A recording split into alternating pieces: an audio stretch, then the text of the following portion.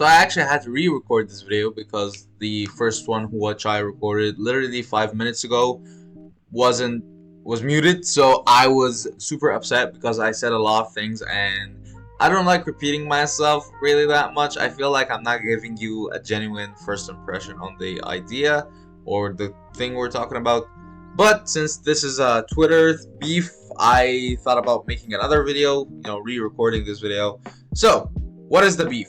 Basically, Jacksepticeye in a new video on Tom Simmons' channel where they were taking a lie detector test. I guess it was the second episode because I don't really watch Tom. I'm sorry. No disrespect to Tom, obviously. But Jacksepticeye was taking a lie detector test, and Tom asked him about what he thinks about Mr. Beast, and this was his reaction. Now, Jack, a completely unrelated question. Do you like Mr. Beast? No. Do you think Mr. Beast ruined YouTube? Yes. Why? Because it became more about views, money, and popularity than it did about having fun. If he had fun doing those videos, they'd be longer. We'd see the fun. Ooh. Who's the YouTuber you hate the most? I don't know. There's a lot of groomers and pedophiles on our platform. Now, as you can imagine, saying something bad about Mr. Beast isn't really a good thing on YouTube, but I personally believe anyone and anything should be criticized if people don't feel a good way or a certain way about this person.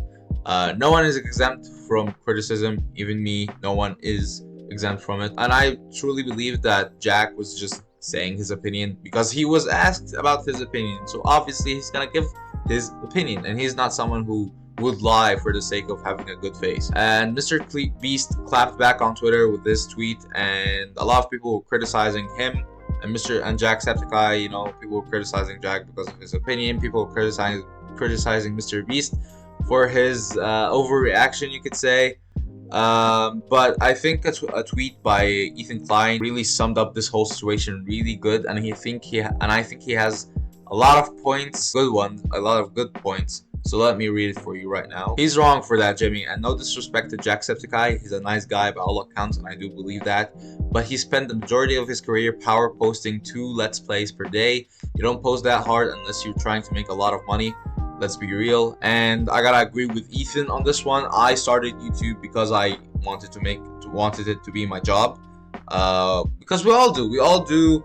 For a reason or the other, we all do start YouTube or whatever creative job we want to do because of the money. If you want to be an actor, not only do you love acting, but you also want to make money off of it. And I think a lot of people don't say that, and I think he criticized this whole idea. Oh yeah, literally the line after it says, also this revisionist history of a utopian YouTube where no one cared about views and everyone was having fun all the time is total BS. I do agree with Ethan Klein on this one. I do believe that you should start YouTube for having the sake of fun, and I believe a lot of people genuinely believe this. It's not just something we say to look good. But at the same time, I love YouTube and I'm having a lot of fun making videos. Yeah, sometimes I have hiccups along the way, but for the most part, I love making YouTube videos. But at the same time, I did it for the sake of, I wanted money. I wanted YouTube to be my job. I believe in anything in life, whatever you want to make or talk about or work at, right? You should have 2 things. One, you have the urge that you want money from this job, not because you want to be rich or anything. I'm talking about, because money is something we all should have. It's something we should all strive to get and, make that bag, as a lot of people say. Oh God, that was so cringe. But like I was saying, money is a motivator for, improving your craft or whatever. And you also need to have passion. Because let's be honest, right? Most of people at my age, we don't really need money that much. Like, yeah, we needed to go out, hang with some friends, buy games, whatever. But at the same time, we don't need to support a family. We don't need to support someone, we don't think about this stuff right now because we're still at an age where we don't really care about that much. We're living our life. So obviously you should chase that bag, as a lot of people say, but money is a motivator. Passion is what keeps you going. I myself have went through a lot of times where I was saying, all right, I'm gonna stop. No one is watching my videos. no one likes, no one comments. But at the same time, I pushed myself. I was like, no, I'm gonna continue this. If a lot of things, there's a lot of reasons why I want to continue this. Obviously, the first thing I said was because I want to make money off of it. I want YouTube to be my job. But a lot of and something else, but I'm gonna come to it later when we read a little bit in the post. And dude, you post let's plays, not exactly the pinnacle of artistry and effort. And I do agree. Yeah, I make gaming content, and I agree that my content is considered lazy. I do not want to work like, I don't want to make good content. I just believe that quality is something that you could achieve in many different ways. You don't need to be a super editing god to make really good money or have a huge following on YouTube.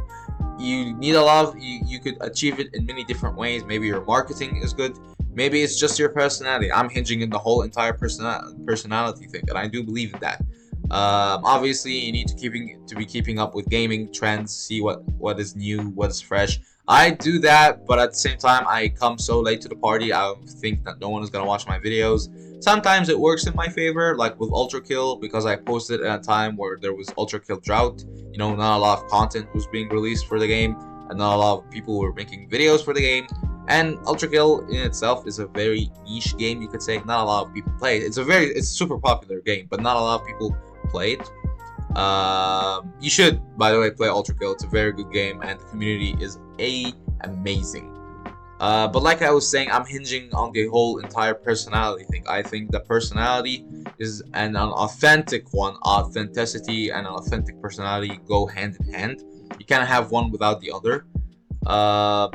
I'm hinging on that. I think a lot of people should watch me, not just because of the games I play, but also if they enjoy my content, if they enjoy my commentary, if they enjoy the content itself.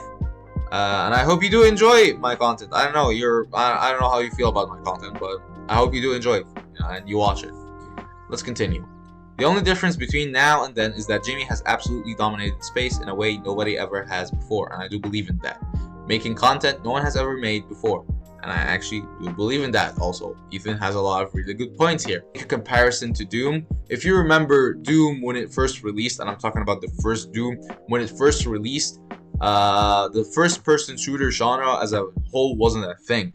At that time it was called Doom clones, and not just because it was first person and they have a lot of weapons and move fast, you know, because no one has ever done this thing before like Doom. Okay, Doom was fast paced, there was action, and everything you love about Doom was in the first one. At least the seeds were laid in the first one.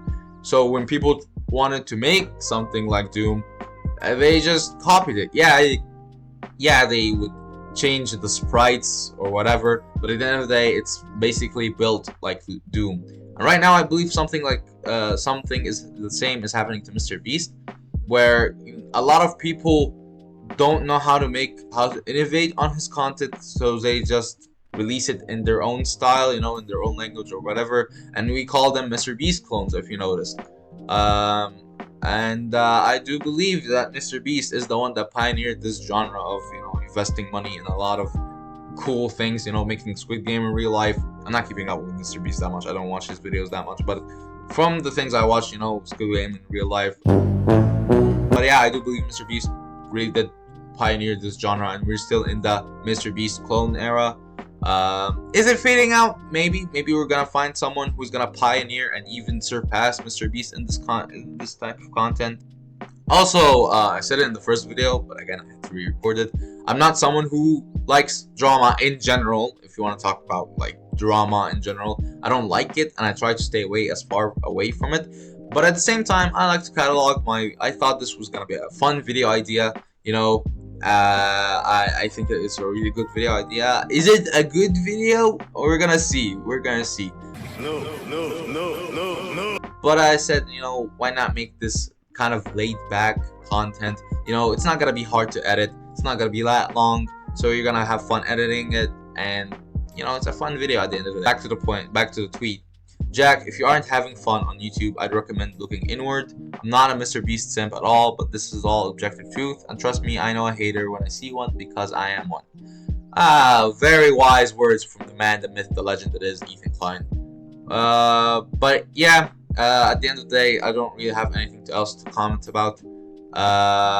if you want my opinion on this whole drama, I think it's compared to other dramas on YouTube, which have a lot.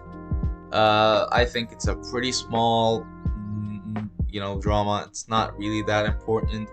I believe that, Jack said his opinion, and because we're talking about someone like Mr. Beast, obviously people blew it up out of proportions. And obviously I have Mr. Beast who clapped back with his tweet. I don't know if I showed it the first clap, but here you go. Is he having a meltdown? Yeah, honestly, I don't know. I believe that I would, if I was in the same situation, I would kind of do the same, because I am someone who hates downplaying, especially if you're downplaying my effort, right? If I feel that I've done something good and I feel like I put a lot of effort, heart, and soul into it, and you downplay it as a shit video or you don't like it, not you don't like it. If you don't like it, that's your own thing. But if you say it's a shit video with no point to saying it, you just say it's a shit video, then yeah, I'm gonna be a little bit mad. But at the end of the day, really, it's nothing. I believe it's just a small drama that I like to talk about. And tell me, what do you think about this video in the comments? Like and subscribe, ring the bell, all that BS. Next video is gonna be something special.